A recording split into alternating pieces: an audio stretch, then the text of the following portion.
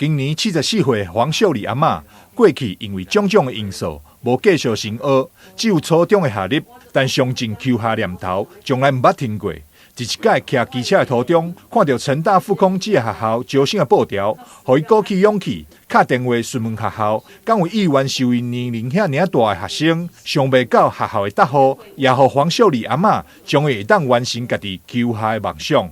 我们那个年代就是初中，以前的初中都要联考，因为某种原因，就是初中毕业以后就没有再读高中。一直到现在都觉得说，好像有些没有完成啊。来，红绿灯停下来看，右边有那个那个布条就是写成大要招生嘛。我就把那个电话抄下来。经过好几天以后，我就打电话去问啦。我说你们要招生哦，我先问他有没有年龄限制。他说没有啊，我说我是37年次呢，这样会不会收啦？那个接电话的人说会啊，不过要有毕业证书。他们那小姐就说这个导师很好，很有爱心啊，他一定你们会喜欢啊呢。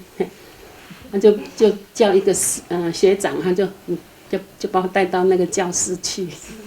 虽然年龄较大，记性无少年人遐尔好，但是黄阿嬷靠着努力甲毅力，这学期嘛得到第3名的好成绩。他们也都希望说学生来可以学到东西，就很认真的教我也很认真的学，只是说我就是学很快就忘记了。今天听，因为我们一天有5节课嘛，晚上这一节课听完了，下一节又要换别的，你就一天5节课下来，你看都会混淆。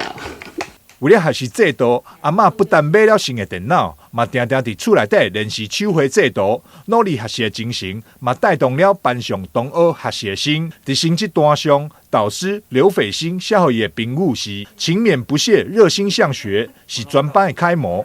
就此鼓励黄阿嬷爱继续努力向学。台南新闻张硕维采访报道。